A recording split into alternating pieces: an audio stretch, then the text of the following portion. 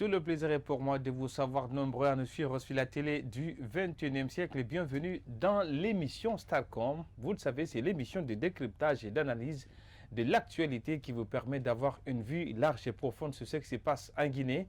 Et dans cette émission, nous nous intéressons à la gestion du Covid-19 en Guinée après des sérieuses réserves émises par la Banque mondiale qui révèlent que la facture d'électricité estimé à 46 millions d'euros était surfacturé. Le plan de riposte économique à la crise sanitaire présenté par le gouvernement Kassori ne passe toujours pas dans l'opinion. Sur le terrain, cependant, la pandémie continue sa progression dans le pays. À la date de ce mercredi 29 avril 2020, 144 nouveaux cas ont été confirmés au laboratoire suite à des tests effectués sur un groupe de 437 personnes.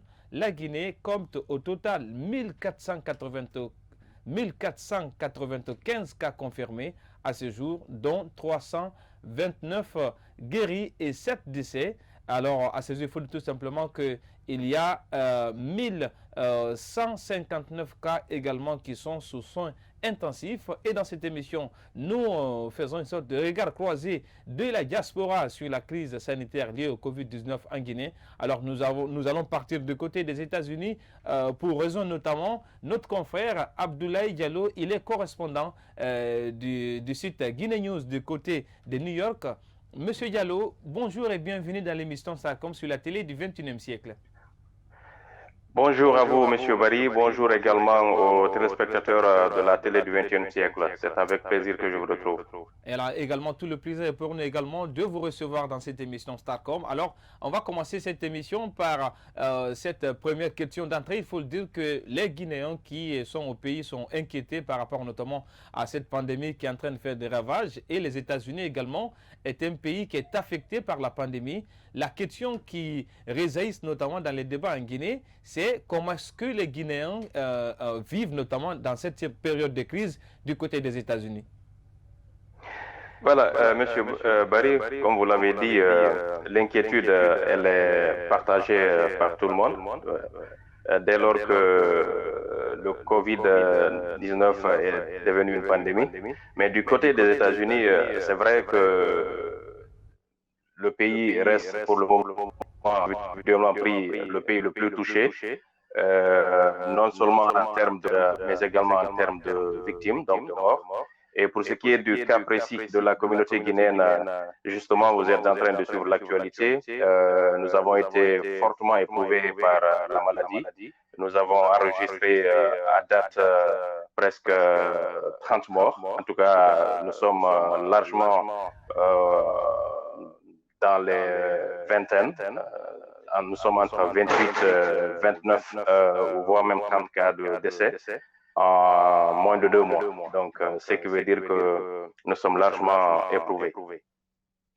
Monsieur Diallo, il y a également cette annonce de l'État guinéen qu'on voudrait vérifier auprès de vous parce que vous êtes sur le terrain. On nous a brandi quelques dispositions que l'État a annoncées en termes d'assistance vis-à-vis de la communauté guinéenne vivante du côté des États-Unis. Alors, vous qui êtes sur place, quelle est la réalité notamment qui prévaut chez les Guinéens du côté des États-Unis en termes d'assistance de l'État vis-à-vis notamment de nos compatriotes? Je pense qu'à ce niveau, en tant que Guinéen doublé de journaliste, comme vous le venez de le dire, je ne suis pas informé, je ne suis pas au courant d'une assistance en termes pratiques de la part des autorités de Conakry. Je me rappelle, lorsque la communauté a enregistré les toutes premières victimes, j'ai cherché à joindre les autorités diplomatiques par ici, notamment l'ambassade de Guinée à Washington, mais également la représentation diplomatique auprès des Nations Unies à New York. Mais il n'y a pas encore un programme concret en termes d'assistance, notamment qui sont liés fondamentalement à l'enterrement des victimes. Donc, ceci dit, nous sommes au début du mois de mai, mais une fois de plus, en tant que membre de la communauté, journaliste également, je confirmais qu'à date, il y a quelque chose de concret de la part des autorités de Conakry. c'est l'initiative, elle est communautaire. C'est au niveau de justement que les initiatives en termes de contribution basées sur les mouvements associatifs, parce que dès lors que nous sommes confinés dans les maisons, donc il n'y a aucune possibilité de regroupement et les gens sont au chômage depuis pratiquement un peu plus de 2 mois ou 2 mois. Donc, disons, les leaders de la communauté ont trouvé l'initiative disons, de faire face aux contributions basées sur les associations, les mouvements associatifs, qu'elles soient préfectorales, régionales, sous-préfectorales.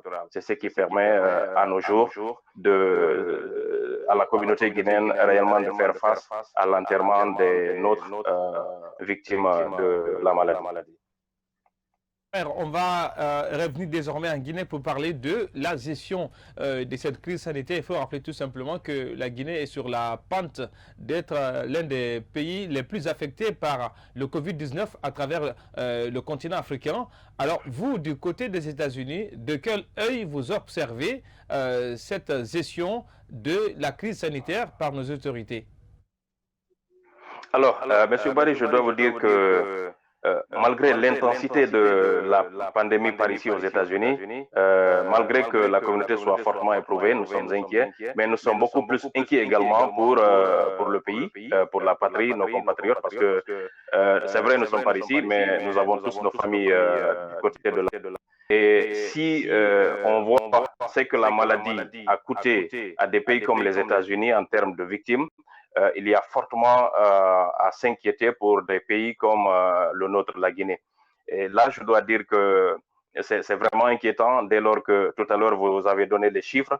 Nous avons déjà franchi la barre de 1000 cas. Et ce qui est sûr, plus nous avons les possibilités de faire tester les gens, plus le nombre de cas va augmenter. Et ceci dit, l'inquiétude, c'est beaucoup plus lié au fait que le pays manque, disons, d'infrastructures sanitaires. En plus, ce qu'il faut dire également, c'est que malgré les efforts qui se font au niveau de l'ANS, je pense qu'il faut reconnaître que la capacité de faire les tests, la capacité de prendre en charge ceux qui sont testés positifs, la capacité d'isoler, de prendre en charge les parents ou les proches, les familles de ceux-là qui sont testés positifs, je pense que tout cela réuni fait que l'inquiétude, elle est vraiment grande. Donc, ce qui me permet à dire que la meilleure façon pour le moment, pour nos compatriotes de se mettre à l'abri, c'est vraiment que chacun s'occupe de soi-même et de sa famille, de ses proches. Donc, la responsabilité, elle est beaucoup plus individuelle qu'officielle. Alors, M. Diallo, il faut également rappeler tout simplement que par le Covid-19, en ce qui concerne la diaspora, c'est un peu ces retours dans le rétroviseur, comme le rappelait tout à l'heure, par rapport à la famille.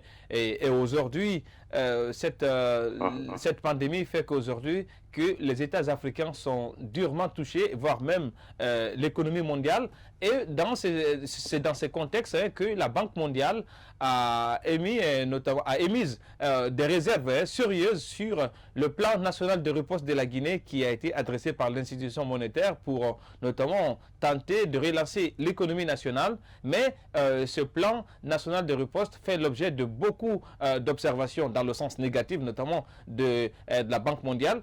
Du côté des États-Unis, vous qui êtes déjà notamment à New York, comment est-ce que vous apercevez ces réserves de la Banque mondiale vis-à-vis de ce plan national de riposte de la Guinée, et étant donné que les autres pays ont déjà reçu des assistances financières, notamment de la même institution? Écoutez, ça fait toujours mal, mais par contre, je dirais que c'est sans surprise. Vous l'avez dit tout à l'heure, rien que le secteur de l'énergie, là où l'État guinéen avait dit qu'il allait prendre en charge le paiement de la consommation en matière d'électricité pour les 3 mois, rien qu'à voir le chiffre, je pense qu'on ne devrait même pas... disons que la décision de la Banque mondiale n'a fait que confirmer des doutes que des citoyens comme vous et moi avions déjà émis à la publication de ce document, disons lorsque le Premier ministre est passé pour faire la présentation. Ceci dit, je pense que, a priori, l'État devrait plutôt, à l'image de beaucoup d'autres pays du continent, se concentrer, se focaliser sur les ressources qui sont possibles d'être mobilisées à l'interne. Il est question soit de réorienter les priorités, de réorienter ce qui est encore disponible mais qui était préalablement destiné à d'autres activités. On essaie de réorienter cela pour faire face justement à la pandémie et que l'apport qui viendrait de l'étranger puisse être un complément à cela. De ce plan national de riposte économique, ça fait l'objet d'une cacophonie au sommet de l'État qui n'a pas fini de nous servir en termes de révélation. Il y a notamment une opposition au sein de ce gouvernement Kassouri entre le Premier ministre et sa ministre du Plan et de Développement économique, Kassouri, qui qualifie d'ailleurs Mamakani d'État notamment de briller par une démarche d'insubordination, pourquoi pas, de manque de loyauté.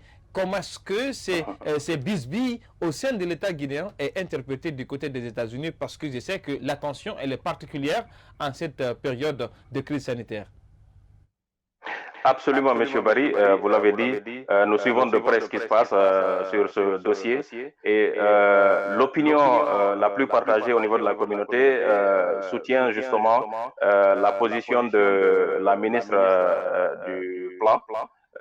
Parce que tout simplement, le contenu du document qu'elle a adressé au président de la République est beaucoup plus consistant par rapport, disons, aux réactions à la déclaration de son Premier ministre. Et ceci dit, à titre personnel, je dirais également que j'approuve la démarche qui a été entreprise par Madame Mamakani, dès lors que vous appartenez à une équipe, le travail qui devrait être collectif, donc collégial, et là, je pense que pour un départ, elle a fait ce qu'elle devrait faire, ayant constaté qu'elle n'a pas été écoutée dans sa position, et surtout, on a eu l'impression que l'autre côté de la table, donc l'équipe du Premier ministre, voulait vraiment aller à la va-vite parce que tout simplement, il faut soumettre la demande d'obtention d'aide auprès des institutions. Mais je pense qu'entre les deux, je dirais que la ministre est beaucoup plus habituée, disons, au mode de fonctionnement, aux réalités des institutions internationales de financement, telles que la Banque mondiale ou le Fonds monétaire, la Banque africaine de développement. Donc, comme vous l'avez dit, nous attendons de voir la suite du feuilleton et je trouve tout de même regrettable que des efforts ou que les aujourd'hui, donc ce niveau-là, alors que tout devrait être focalisé sur réellement ce qu'il faut et concrètement faire par rapport à la madame. Il faut dire que parlant de ce même plan de riposte ou de ces bisbilles au sein du gouvernement, c'est la crainte que nous avons désormais, nous, en tant que citoyens lambda, qu'on le sait quand même que la crise affecte sérieusement l'économie nationale et qui fait que le panier de la ménagère est au tapis.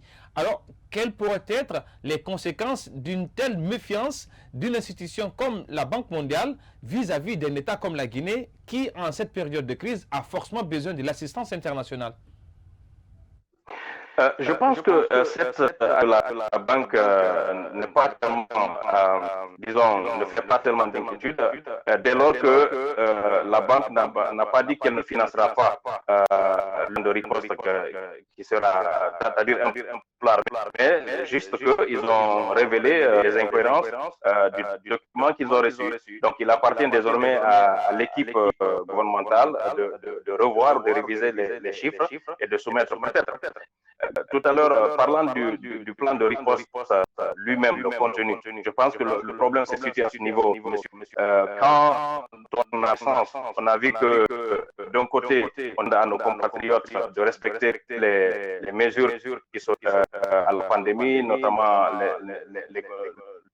et on a de façon concrète dans le contenu du plan de riposte une assistance soit matérielle ou financière comme l'ont fait la plupart des États africains et d'ailleurs.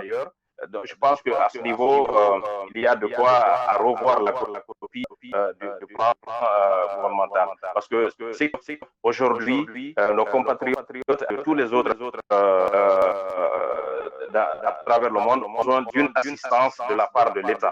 Donc, il ne s'agit pas de dire qu'en charge le paiement des factures, notamment en matière de consommation d'électricité ou d'eau, on sait que, par exemple, une telle mesure ne bénéficie en rien la plupart de nos compatriotes, notamment quand vous pensez à l'intérieur du pays.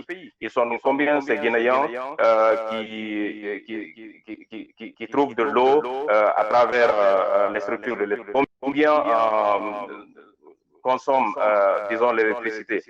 Donc, ceci dit que le contenu du plan lui-même est à revoir. Il faut que l'État pense à fournir gratuitement des nécessités et fondamentalement revoir, à mon avis, aussi, pour une deuxième fois, le prix de carburant. Je pense qu'à ce niveau, il y a de quoi faire, parce que tout simplement, quand le prix de carburant est revu à la baisse, cela pourrait beaucoup aider. Mais je me dis également qu'il faut absolument que l'État pense à de façon soit financière ou matérielle en termes de l'arrêt à nos populations, parce que tout simplement cela va, disons, atténuer les difficultés qui seront liées justement au respect des mesures de protection de la maladie, notamment le confinement. Il sera très difficile de demander à une famille de se faire confiner pendant que, comme on le dit très souvent, là pourrait coûter la vie à la famille que la maladie elle-même. On ne va pas vous lâcher, hein, parce qu'il faut dire qu'il y a beaucoup de choses à dire en ce qui concerne notamment le regard de la diaspora vis-à-vis de ce qui se passe en Guinée. Il faut rappeler tout simplement qu'on va quitter pour parler désormais de l'aspect politique, parce que c'est vrai que vous l'avez souligné, l'État guinéen a enfreint l'état d'urgence sanitaire en ce qui concerne notamment le respect des mesures de barrières et même l'interdiction faite au regroupement de plus de 20 personnes. Alors, c'est dans ce contexte-là que l'État a organisé ce double scrutin controversé et qui a accouché notamment une nouvelle constitution et également une nouvelle Assemblée nationale. Comment est-ce que les Guinéens des États-Unis réagissent notamment à ces deux événements majeurs de l'histoire politique de la Guinée? D'abord, la diaspora, très souvent, vous savez, elle est assez à l'opposition. Quand je dis opposition, pas forcément à l'opposition du régime d'Alpha Condé, c'est historiquement, la diaspora a toujours soutenu l'opposition en cours, que ce soit au temps du régime de Lansana Conté, l'arrivée de la junte militaire et puis Alpha Condé, ça a toujours été comme ça. Et ce n'est pas parce que la diaspora veut tout le temps être opposée au régime, mais c'est parce que tout simplement, il y a toujours un sentiment d'insatisfaction qui a prévalu, parce que tout simplement, les compatriotes voudraient voir tout le temps mieux, c'est-à-dire quel que soit les conditions, quel que soit entre griffes le bonheur dont on croit la diaspora guinéenne vit à l'étranger, on a toujours souhaité, on a toujours voulu que la situation soit meilleure dans notre pays. Donc, ce qui justifie que, parlant justement de ce double scrutin qui s'est tenu, non seulement il y avait cette forte opposition à travers le FNDC, à travers la diaspora, notamment aux États-Unis, donc il y avait cette opposition farouche à la tenue du scrutin, parce qu'ils sont nombreux à s'opposer, disons, à une modification de la Constitution, à plus forte raison l'adoption d'un nouveau texte. Et l'avènement donc du Covid-19 est venu s'ajouter et ajouter son lot d'inquiétude et d'opposition, parce qu'on avait estimé que même si les autorités tenaient coûte que coûte à aller au double scrutin, il y avait vraiment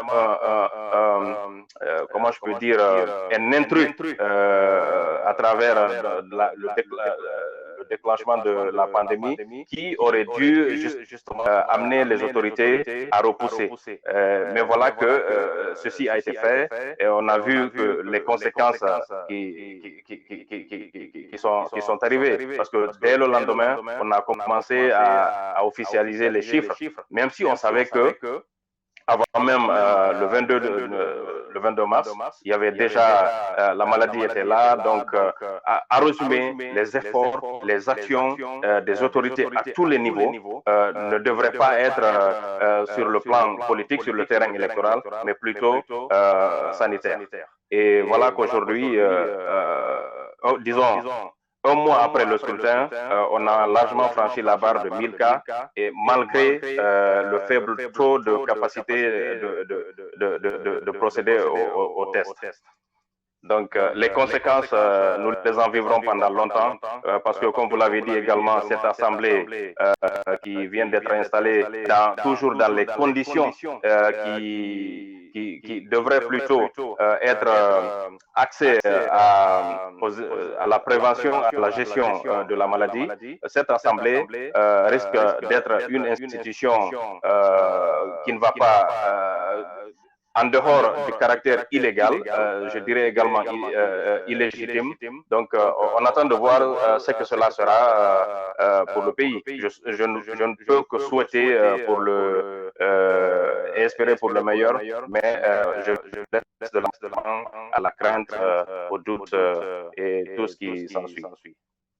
Parlant de cette nouvelle législature du pays, il y a quand même un homme qui va forcément faire parler de lui du côté de la diaspora guinéenne. C'est également le nouveau patron du Parlement guinéen, c'est Amadou Damaro Camara. Comment est-ce que son élection au perchoir a été perçue du côté des États-Unis? Je veux dire que c'est diversement vécu, partagé. Personnellement, je connais M. Damaro pour avoir, disons, été un de ses collaborateurs au CNT entre 2010 et 2014. C'est vrai, il est issu de la diaspora, mais je dois vous dire que Amadou Damaro Camara ne bénéficie pas d'un quelconque soutien de la part des Guinéens de l'étranger, particulièrement des États-Unis. C'est pas parce qu'il est Damaro Camara, pas parce qu'il est député, mais parce que tout simplement, en tant qu'homme politique, ses prises d'opposition, ses déclarations ont toujours fait craindre aux Guinéens de l'étranger le pire pour le pays. Donc, en tant que journaliste, je peux vous témoigner qu'il sera très difficile, pour ne pas dire impossible, de rencontrer un Guinéen de la diaspora, particulièrement du côté des États-Unis, singulièrement ici à New York, qui pourrait vous dire un sentiment qui serait favorable à l'élection de M. Camara à la tête de l'Assemblée nationale. Surtout que nous connaissons tous, on l'a rappelé tantôt, les conditions dans lesquelles ce scrutin a été tenu. Alors, il faut dire on le sait, comme vous l'avez rappelé tout à l'heure dans vos propos, la résistance du FNDC du côté notamment des États-Unis, avec l'ensemble de ces mouvements qu'on a connus du côté des États-Unis par rapport à l'opposition des Guinéens sur l'éventualité d'un troisième mandat, avec une nouvelle constitution, un nouveau parlement. Alors, vous, en tant qu'observateur et journaliste, quel est l'avenir que vous pouvez décrire sur notamment par rapport à la démocratie guinéenne en termes d'alternance? Est-ce qu'on peut toujours espérer une possibilité d'alternance en Guinée et qu'il n'y aura pas forcément un troisième mandat? Je dirais absolument oui. L'alternance, elle est indispensable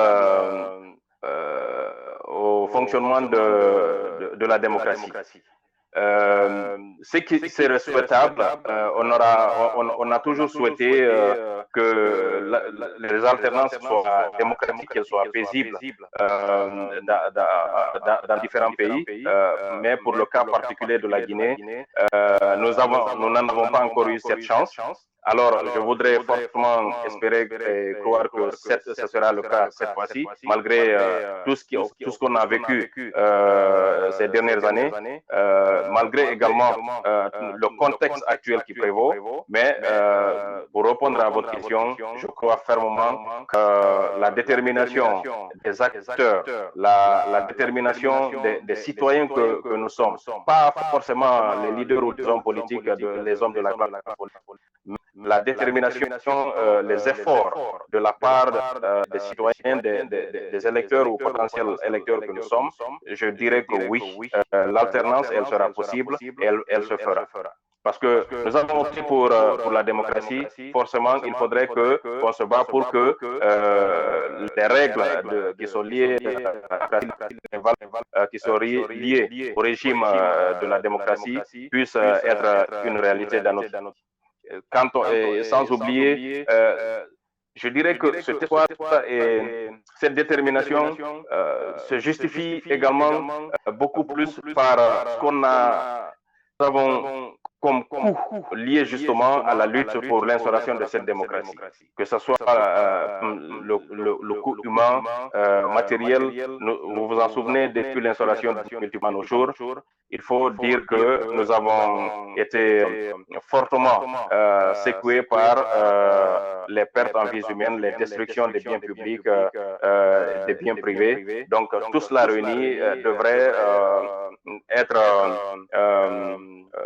disons, un facteur déterminant et déclenchant pour que vous et moi suivent, se disent que absolument il faudrait que l'alternance se fasse et absolument il faudrait que la démocratie dans ses valeurs, dans ses règles et dans ses principes puisse être une réalité dans notre pays.